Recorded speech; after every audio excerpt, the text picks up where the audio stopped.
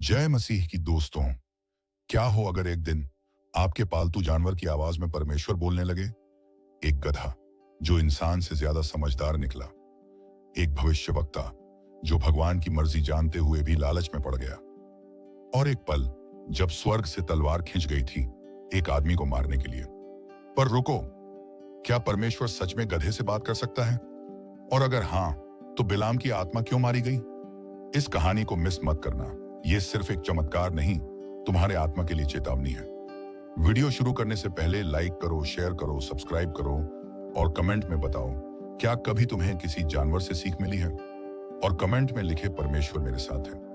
पृथ्वी के प्राचीन इतिहास के उन दिनों में जब इस्राएल के लोग मिस्र की दास्ता से छूटकर यात्रा कर रहे थे, तब उन्होंने अनेक देशों की सीमाएं पार की थी।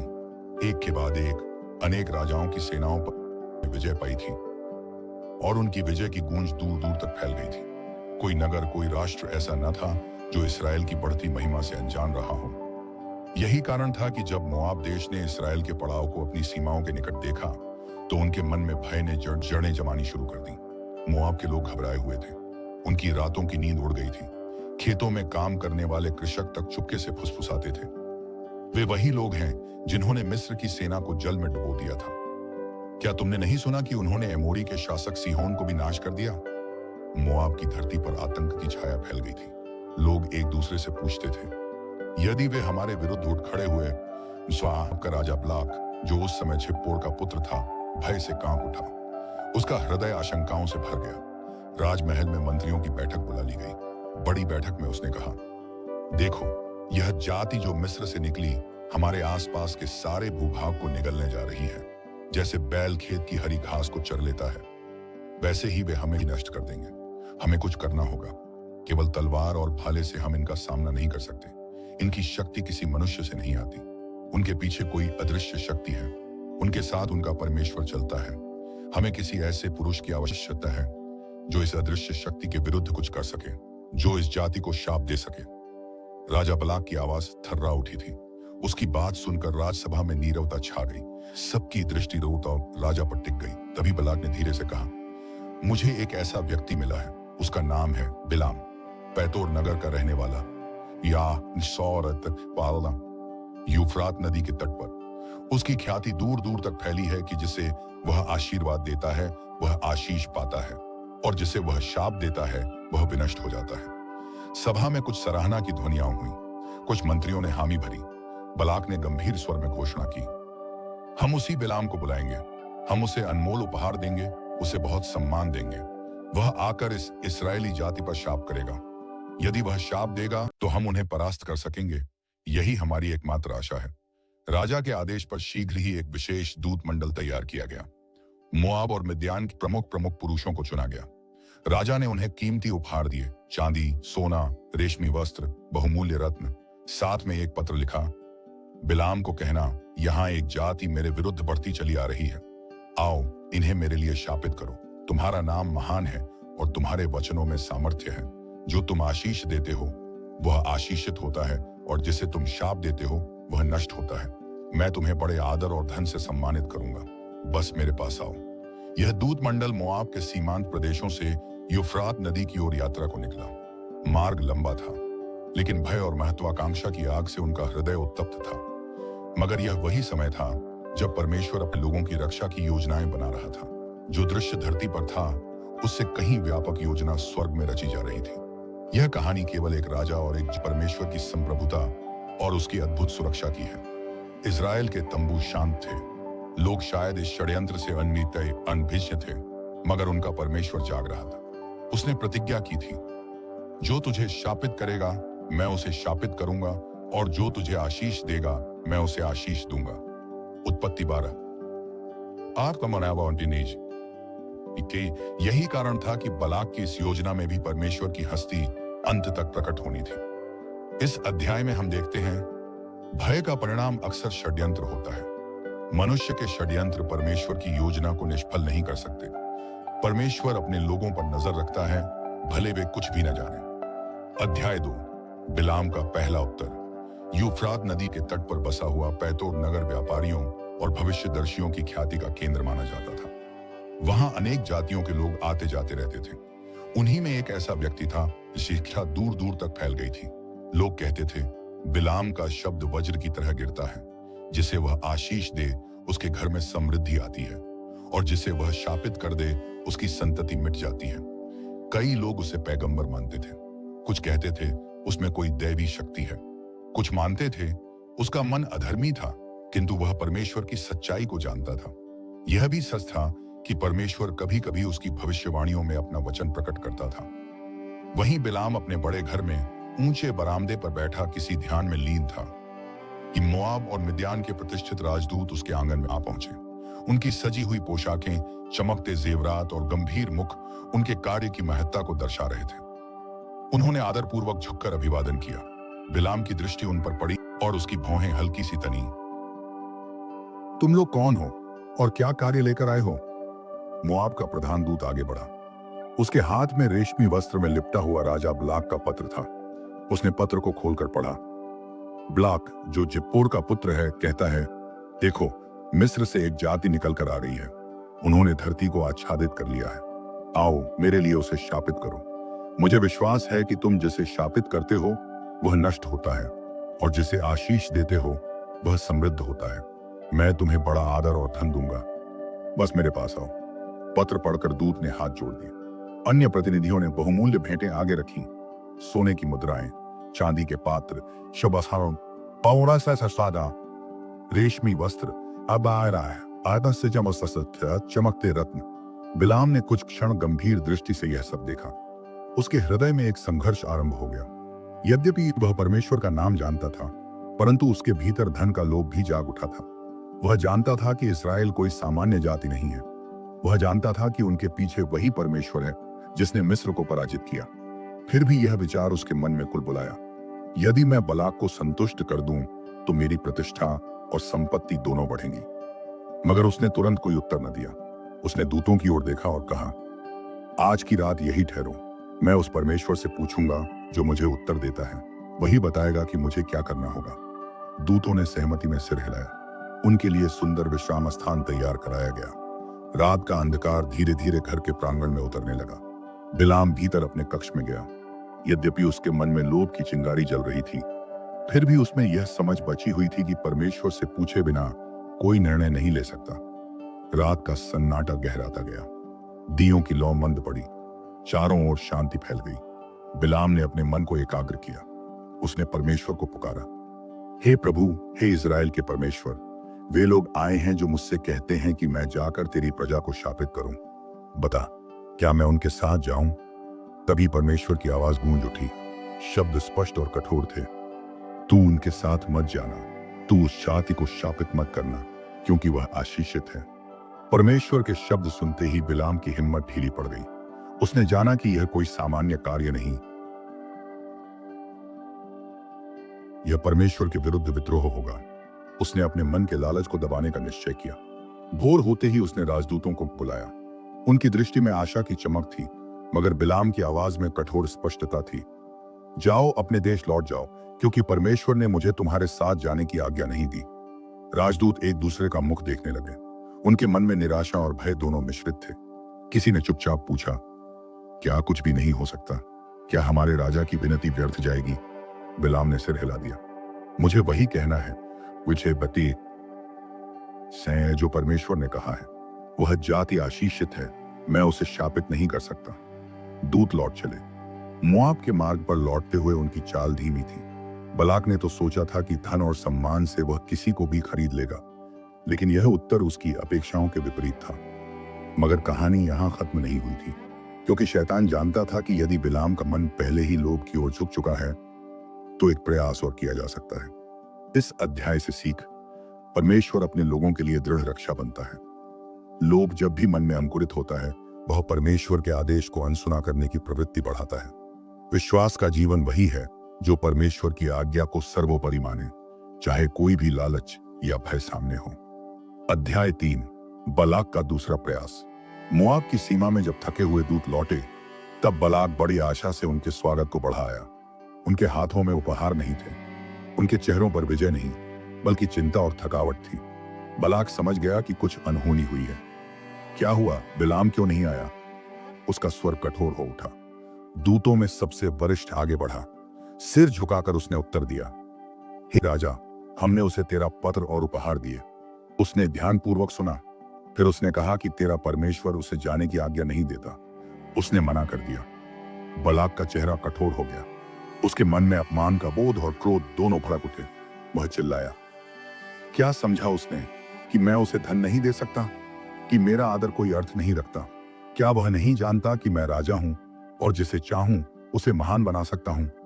कुछ देर तक महल की दीवारें उसके क्रोध की आवाज से कांपती रहीं। फिर वह शांत हुआ और बोला, ठीक है, अगर वह पहली बार ना आया तो इसका मतलब यह नहीं कि वह नहीं आएगा। शायद उसे अधिक सम्मान की आवश्यकता है।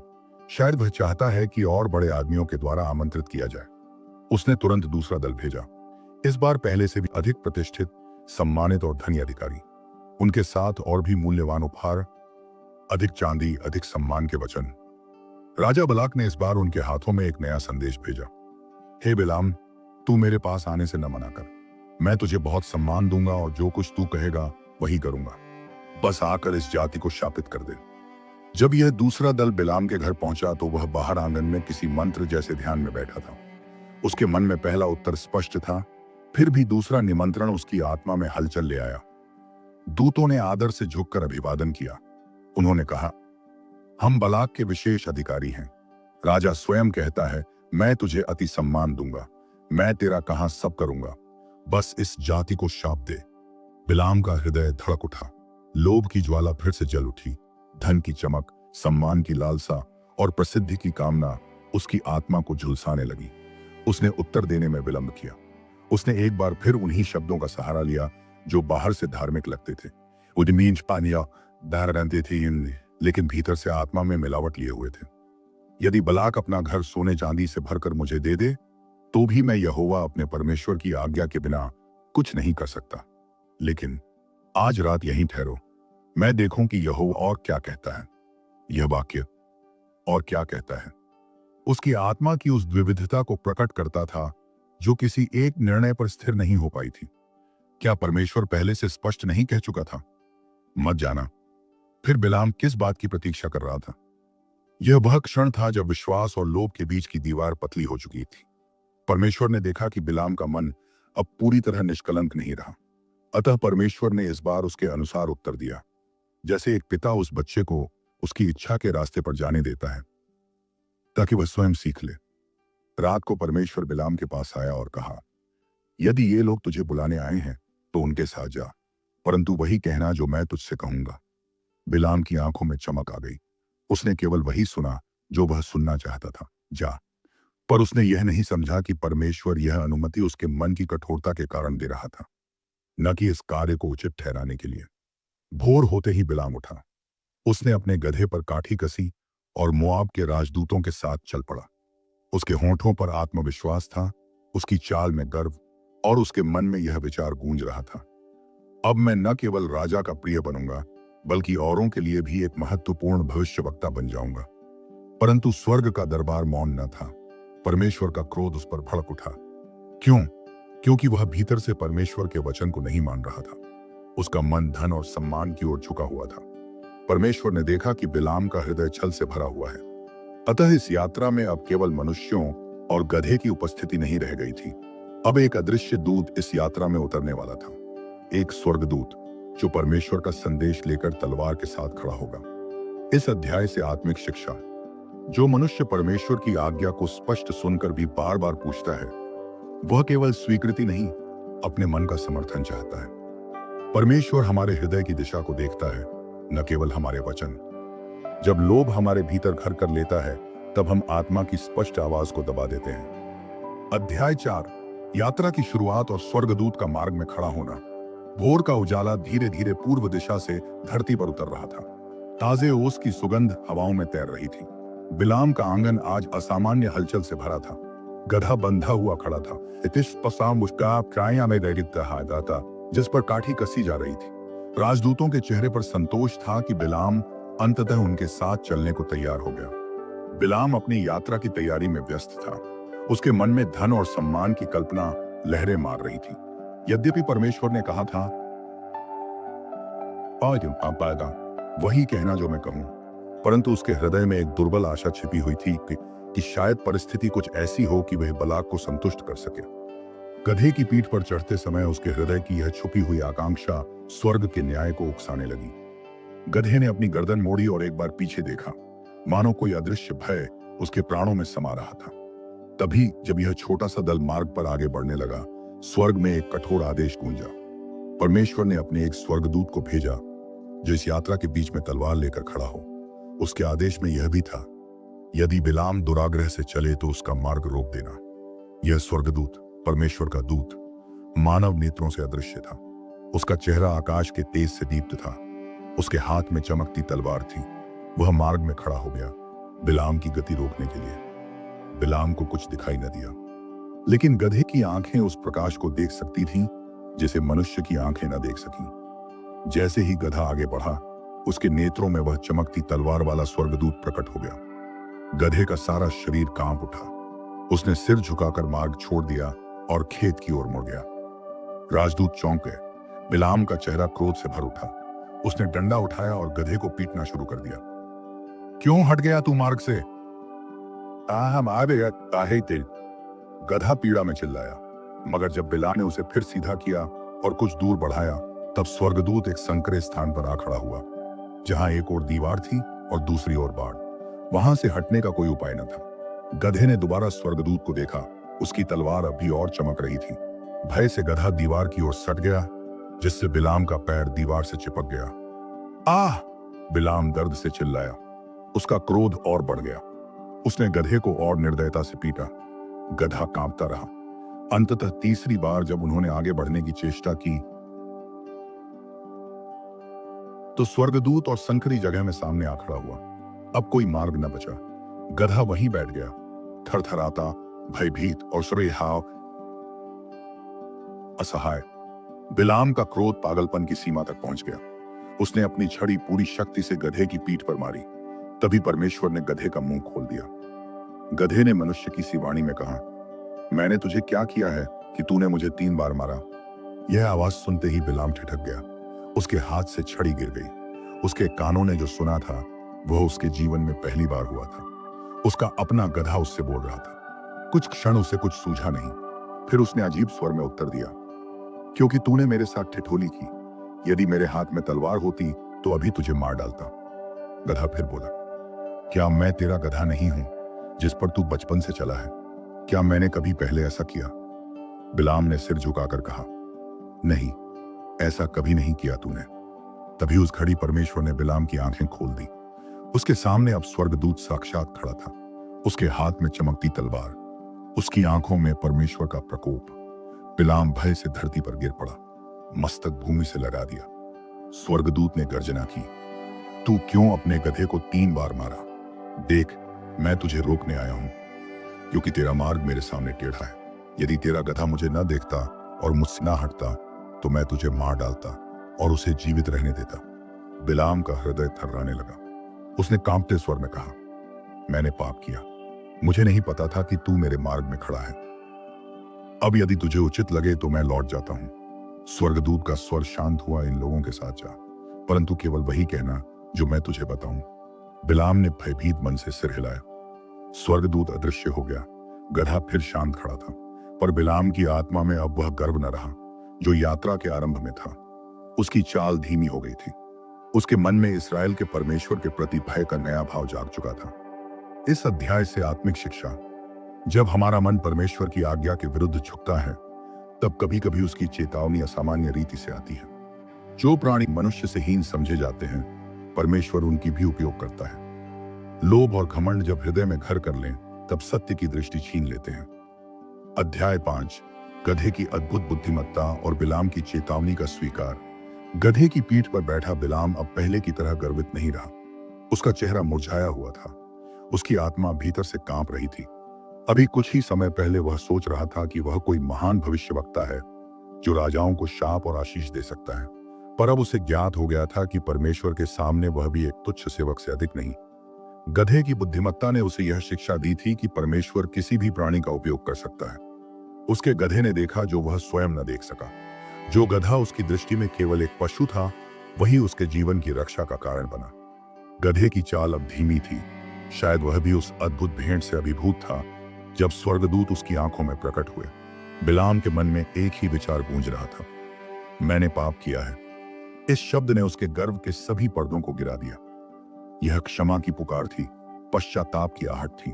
फिर भी उसकी आत्मा में कहीं एक कोना अब भी ऐसा था जहां बलाक का धन उसे खींच रहा था।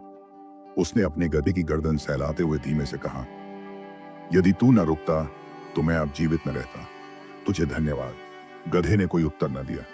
उसका मुंह फिर से पशु की वाणी में लौट चुका था, पर बिलाम के मन में वह स्मृति अब कभी न मिटने वाली थी। वे आगे बढ़ते रहे।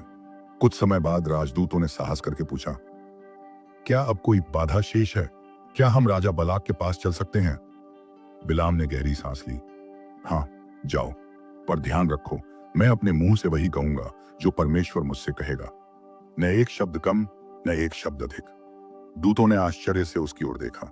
वे उस अदृश्य घटना से अनजान थे। उनके लिए यह बस एक विलंब था, पर बिलाम जानता था इस यात्रा की गंभीरता पहले से कहीं अधिक बढ़ चुकी है। रास्ते भर उसके मन में प्रश्न उठते रहे, क्या मैं बलाक को संतुष्ट कर पाऊंगा? क्या मैं शाप दे सकूंगा? या परमेश्वर फिर मेरा मुंह बदल देगा? इस द्वंद्व ने उसकी आत्मा को थका दिया। उसने एक बार फिर अपने गधे की पीठ थपथपाई। इस बार उसके मन में अपने गधे के लिए प्रेम का भाव था। जो गधा पहले केवल एक साधन था, आज वह परमेश्वर का वचन सुनाने वाला बन चुका था। अंततः लंबे मार्ग की यात्रा के बाद वे मोआब की सीमाओं में पहुंचे। बलाक को पहले ही सूचना दी गई थी कि बिलाम आ रहा है। राजा बलाक बड़ी तैयारी से उसके स्वागत के लिए आगे बढ़ा। उसने सोचा, अब अंततः मैं इस जाति पर विजय पालूंगा। बलाक की आंखों में अजीब मिश्रण था, भय, उम्मीद और लिप्सा का। जैसे ही बिलाम अपने गधे से उतरा, बलाक ने कहा, क्यों? तू क्यों ना आया पहली बार जब मैंने बुलाया? क्या तूने समझा मैं तुझे आदर नहीं दूंगा? बिलाम ने उसकी आंखों में देखकर ठंडी आवाज में कहा, देख, मैं तेरे पास आया हूं, पर यह मत सोच कि मेरे मुंह में अपने आप कोई शक्ति है। जो वचन परमेश्वर मेरे मुंह में डालेगा वही मैं कहूंगा। बलाक को यह उत्तर अप्रिय लगा, पर उसने मन में कहा, कोई बात नहीं। जब वह मेरे वेदी पर बलिदान देखेगा, जब मेरे राजसी आदर का अनुभव करेगा, तो उसका मन बदल जाएगा। उसने बिलाम को अपने नगर में ले जाकर स्वागत किया। उसके लिए उत्तम वस्त्र, भोजन और विश्राम की व्यवस्था की गई। चारों ओर हर्षोल्लास था। बलाक के सेवक कह रहे थे, देखो, वही महान ज्योतिषी बिलाम आया है। अब इजराइल का अंत निकट है। मगर बिलाम की आत्मा में केवल एक आवाज थी, वही कहना जो परमेश्वर कहे। रात को बिलाम अकेले बैठा था। उसने अपने गधे को देखा जो चुपचाप विश्राम कर रहा था। उस क्षण उसे अपने जीवन का वह दृश्य याद आया जब वह स्वर्गदूत के सम्मुख धरती पर गिर पड़ा था। उसकी आत्मा में नम्रता आई। उसने धीरे से प्रार्थना की कि यहोवा, मैं जानता हूं तू मेरे हृदय को देखता है। जो तेरा आदेश होगा मैं वही कहूंगा, चाहे बलाक प्रसन्न हो या क्रोधित। इस अध्याय से आत्मिक शिक्षा। परमेश्वर हमारे जीवन में बाधाएं रखकर हमें रोकता है ताकि हम उसके मार्ग पर लौटें। आत्मिक विनम्रता वही होती है जब हम मान लें, मैंने पाप किया। परमेश्वर कभी भी हमारे गर्वित मन को स्वीकार नहीं करता, पर पश्चाताप को देखता है। अध्याय 6, बलाक से भेंट और बलिदान की तैयारी। राजा बलाक का मन उल्लास से भरा था। उसकी दृष्टि में यह एक रणनीतिक सफलता थी। बिलाम अंततः मोआब की धरती पर था। अब वह आश्वस्त था कि इस्राएल को रोकने की उसकी योजना सफल होगी। बलाक ने नगर के बाहर एक ऊंचे स्थान पर अपने लिए एक विशेष वेदी बनवाई थी। बामोत बाल। वहां से इस्राएल के तंबू मैदानों में फैले हुए दिखाई देते थे। हजारों तंबुओं की पंक्तियां, उनके बीच में स्थापित वाचा का तंबू और वह शांति जो उनकी उपस्थिति के साथ आती थी। बलाक को यह दृश्य असहनीय लगा। उसने कहा, देखो, वे कितने अधिक हैं। वे चारों ओर फैलते जा रहे हैं। इस स्थान से उन्हें देख और शाप दे। बिलाम चुप रहा। उसके मन में परमेश्वर की चेतावनी गूंज रही थी, केवल वही कहना जो मैं कहूं। बलाक ने आगे कहा, यहां 7 वेदियां बनाएं। हर वेदी पर एक बैल और एक मेंढा चढ़ाया जाएगा। बिलाम ने अनुमति दी। 7 वेदियां बनी, बलिदान चढ़ाए गए। बलाक को लगा जैसे वह आत्मिक शक्तियों को प्रभावित कर रहा है, पर बिलाम जानता था यह केवल बाहरी आयोजन है। परमेश्वर की योजना इससे न बदलेगी। बिलाम ने बलाक से कहा, तू यहीं अपने होम बलिदान के पास खड़ा रह। मैं उस स्थान पर जाऊंगा जहां संभवतः यहोवा मुझसे भेंट करे। और जो वचन वह मुझे बताएगा वही मैं तुझसे कहूंगा। बिलाम एक पहाड़ी की ओर बढ़ गया। वह जानता था कि परमेश्वर उसकी आत्मा को परख रहा है। जैसे ही वह ऊपर पहुंचा, अचानक वह वातावरण बदल गया। स्वर्ग से वाणी आई, बिलाम तू क्यों यहाँ आया है? क्या मैंने तुझे पहले ही नहीं कहा कि वे जाति आशीषित हैं? बिलाम ने नम्रता से उत्तर दिया, हे प्रभु, बलाक ने मुझे बुलाया है। उसने मुझे धन और आदर का लोभ दिया है, परंतु अब मैं वही कहूंगा जो तू कहेगा। परमेश्वर ने बिलाम के मुंह में वचन डाले और कहा, जाओ और आमाद्यान बादशाह और बलाक से यह कह। बिलाम नीचे लौटा। बलाक की आंखों में आशा थी, अब वह शाप देगा। लेकिन बिलाम ने जिस क्षण मुंह खोला, उसमें परमेश्वर का आत्मा प्रवाहित हुआ। उसने कहा, बलाक मुझे आराम से लाया। मोआब का राजा मुझे कहता है, मुझे शाप दे इस्राएल को, मुझे कोस याकूब को। मैं किसको शाप दूं जिसे परमेश्वर ने आशीष दी हो? मैं किसको कोसूं जिसे यहोवा ने नहीं कोसा? यहोवा उनका परमेश्वर उनके साथ है और राजा के समान उसमें जय जयकार है। देखो, यह जाति अकेली रहेगी और अन्य राष्ट्रों में नहीं गिनी जाएगी। गिनती 23 वचन 7 से 10। बलाक का चेहरा कड़ा हो गया। वह चिल्लाया, तू क्या कर रहा है? मैंने तुझे बुलाया था कि तू शाप दे और तू आकर उन्हें आशीष दे रहा है। बिलाम ने सिर झुकाकर कहा, क्या मैं वही नहीं बोल रहा जो यहोवा मेरे मुंह में डालता है? बलाक की सांसें तेज हो गईं। फिर उसने कहा, ठीक है, चल किसी और स्थान पर चलते हैं। वहां से केवल कुछ भाग ही दिखाई देंगे। शायद वहां से तू उन्हें शाप दे सके। यह अत्यंत महत्वपूर्ण दृश्य था। बलाक सोचता था कि स्थान बदलने से परिणाम बदल जाएगा, मगर वह नहीं जानता था परमेश्वर की दृष्टि केवल ऊंचाई या दृष्टिकोण पर नहीं, हृदय पर होती है। इस अध्याय से आत्मिक शिक्षा। 1। जब लोग परमेश्वर के वचन को तोड़ने की कोशिश करते हैं तो परमेश्वर और दृढ़ता से उसे दोहराता है। कोई बलिदान, कोई योजना, कोई वेदी उसकी मर्जी को नहीं मोड़ सकती। 3। परमेश्वर किसी भी अधर्मी व्यक्ति से भी अपने वचन को प्रकट कर सकता है। अध्याय 7, दूसरी और तीसरी भविष्यवाणी। बलाक का चेहरा तमतमाया हुआ था। वह सोचता था कि केवल स्थान बदल देने से बिलाम की दृष्टि बदल जाएगी। उसने बिलाम को एक दूसरी ऊंचाई पर ले जाकर खड़ा किया, जिसका नाम था सोपियम का मैदान। यह स्थान थोड़ा अलग था। यहां से इस्राएल की पूरी छावनी नहीं दिखती थी, बस एक हिस्सा। बलाक की सोच थी, शायद अगर बिलाम को पूरी शक्ति का दृश्य न दिखे तो वह डरेगा नहीं और फिर वह मेरी इच्छा अनुसार शाप देगा। उन्होंने यहां भी 7 वेदियां बनाई। फिर 7 बैल और 7 मेंढे बलिदान चढ़ाए गए। बलाक की आंखों में लालसा की आग और आत्मा में भय का धुआं भरा था। बिलाम ने कहा, मैं पुनः प्रभु से भेंट करने जा रहा हूं, यहीं ठहरो, बलिदानों के पास। बिलाम फिर अकेला हुआ। पहाड़ी की चोटी पर उसने अपनी आंखें बंद की।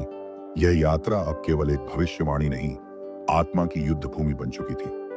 परमेश्वर फिर उसके पास आया, जा और वही कह जो मैं कहूं। बिलाम नीचे आया, बलाक के पास खड़ा हुआ और फिर उसकी वाणी एक स्वर्गिक आदेश बन गई। उठ बलाक, सुन, हे जिप्पोर के पुत्र, कान लगा।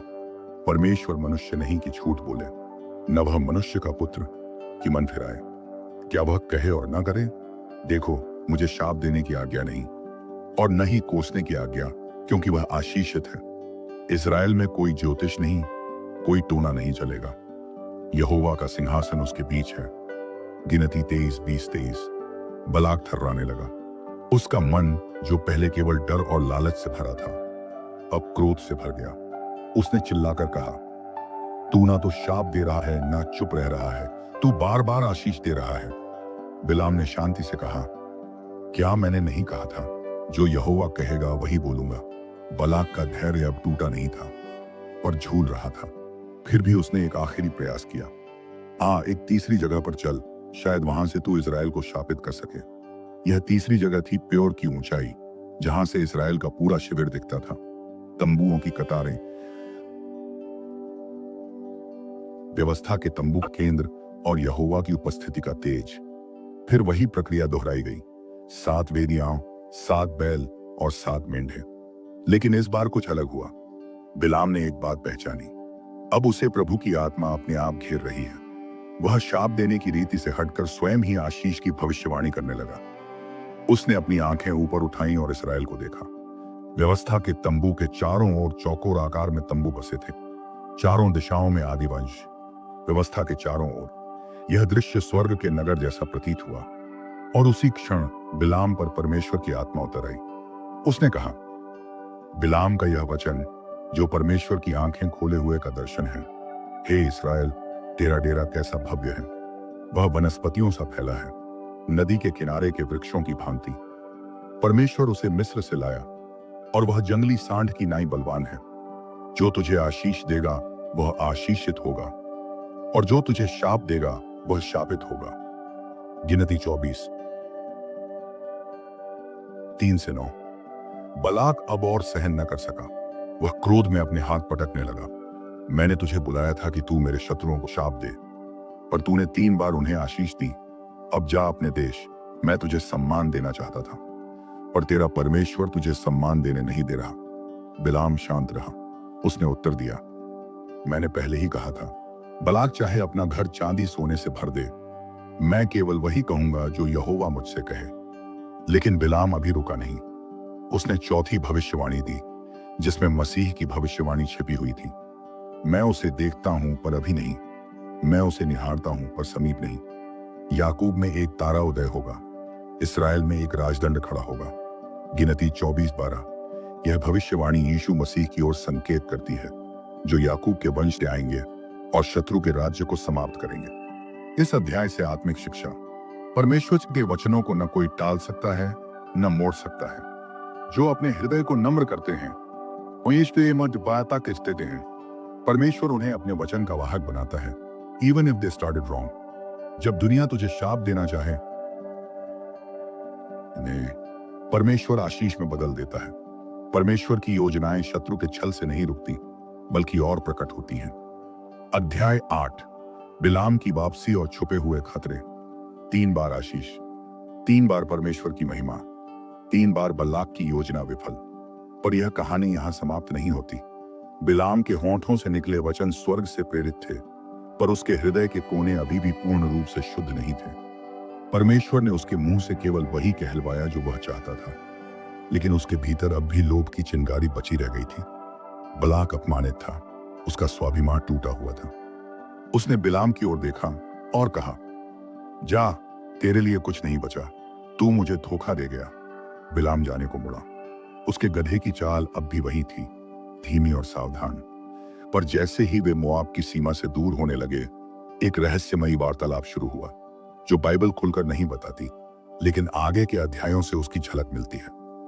बिलाम ने बलाक से कहा, शाप देना तो नहीं हो सका, लेकिन एक और मार्ग है। यदि तुझे इस्राएल की शक्ति तोड़नी ही है, तो उनके परमेश्वर को उनके ही विरुद्ध कर दे। बलाक चौंका। कैसे? बिलाम की आंखों में अब वही पुराना लोभ चमका। उसने फुसफुसाकर कहा, उनकी सबसे बड़ी शक्ति है उनकी पवित्रता। यदि वे अपने परमेश्वर की आज्ञाओं से हट जाएं, तो वही परमेश्वर जो उन्हें आशीष देता है उनका विरोधी बन जाएगा। उनके पुरुषों को अपनी स्त्रियों द्वारा बहकाओ, मूर्तियों की पूजा में घसीटो, व्यभिचार कराओ, उनका परमेश्वर स्वयं उन्हें दंड देगा। बलाक की आंखें चमक उठी। युद्ध का नया तरीका सामने था, आध्यात्मिक जहर। और वही हुआ। गिनती 25 में हम पढ़ते हैं, इजरायली शित्तीम में रहते हुए मोआब की स्त्रियों के साथ व्यभिचार करने लगे। वे स्त्रियां उन्हें अपने देवताओं की बलि में बुलाने लगीं और वे खाकर झुकने लगे। इस्राएल बाल पेओर की पूजा में मिल गया और यहोवा का कोप उन पर भड़क उठा। गिनती 25 वचन 1-3। 24,000 इस्राएली मारे गए। परमेश्वर की आग उनके शिविर में गिरी। क्यों? क्योंकि दुश्मन अब बाहर से नहीं, भीतर से आया था, और इस चाल के पीछे प्रेरणा बिलाम की थी। यद्यपि वह मुंह से केवल वही बोला जो परमेश्वर ने कहा, पर मन में अब भी वह मार्ग ढूंढ रहा था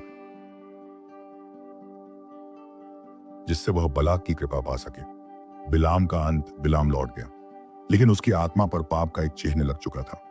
वह सोचता था, मैंने शाप नहीं दिया, मैंने केवल सलाह दी है। पर उसके लिए यह परमेश्वर के विरुद्ध जाना था। कुछ समय बाद जब इस्राएल ने मिद्यानियों के विरुद्ध युद्ध किया, तब उन्हें एक व्यक्ति मिला, एक ऐसा व्यक्ति जो अब भी उनके शिविर में मूर्ति पूजा का समर्थन कर रहा था, एक ऐसा व्यक्ति जो अब भी भविष्यवक्ता होने का ढोंग कर रहा था, और वह था बिलाम। उन्होंने तलवार से भी बालाम को मार डाला, जो बेओर का पुत्र था, जो इस्राएल के विरुद्ध मिद्यानियों को छल का परामर्श देने वाला था। यहोशू 13 वचन 22। उसका अंत उन शत्रुओं के साथ हुआ जिनके पक्ष में वह सत्य के विरुद्ध खड़ा हुआ था। बाइबल के गहरे संदेश। बिलाम का चरित्र पूरे बाइबल में एक चेतावनी के रूप में याद किया गया है। 1 2 पतरस 2 वचन प्रकाशित वाक्य। 1 उन्होंने सीधे मार्ग को छोड़ दिया और भटक गए, जैसा कि बिलाम हुआ, जो बेओर का पुत्र था, जिसने अधर्म की मजदूरी से प्रेम किया। 2 यहूदा 1 वचन 11 वे बिलाम के मार्ग पर चलकर अपने लाभ के लिए बहक गए।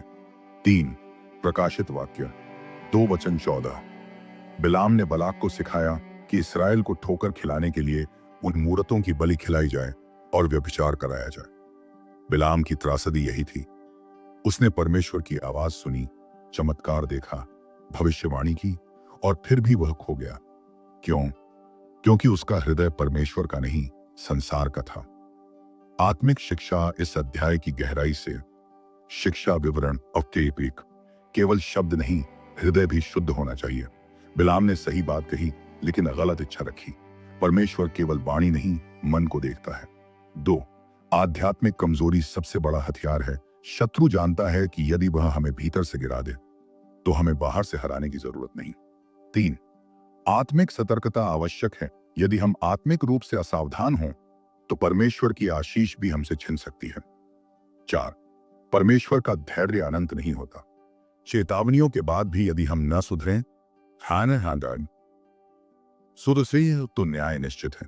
बिलाम की कहानी का अंतिम सत्य। तू किसी को शाप नहीं दे सकता यदि परमेश्वर ने उसे आशीष दी है, लेकिन अगर वह आशीषित व्यक्ति स्वयं पाप में गिर जाए तो वही आशीष दंड में बदल सकती है। अध्याय 9 बिलाम की कहानी से क्या सीखें। विश्वासियों के लिए आत्मिक शिक्षा। जब हम बिलाम की कहानी पढ़ते हैं तो यह कोई पुरानी घटना मात्र नहीं, बल्कि हर पीढ़ी के लिए एक जीवित चेतावनी है।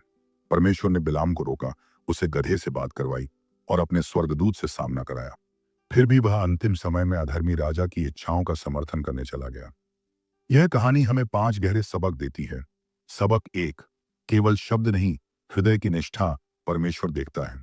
बिलाम ने 3 बार आशीष दी। उसने वही कहा जो यहोवा ने कहा, और उसका हृदय लोभ और स्वार्थ से भरा रहा।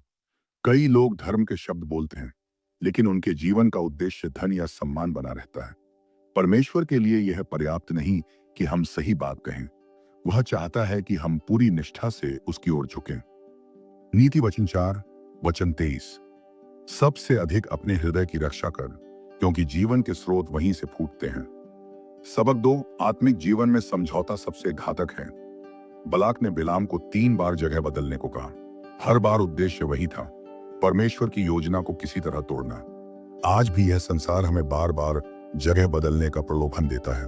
थोड़ा समझौता, थोड़ा आराम, थोड़ा लोभ। धीरे धीरे हम अपनी आत्मा को खो देते हैं। याद रखो, पाप चाहे छोटे कदमों से ही शुरू होता है, पर उसका अंत हमेशा विनाश होता है। सबक 3 किसी की बाहरी सफलता उसके अंत का संकेत नहीं होती।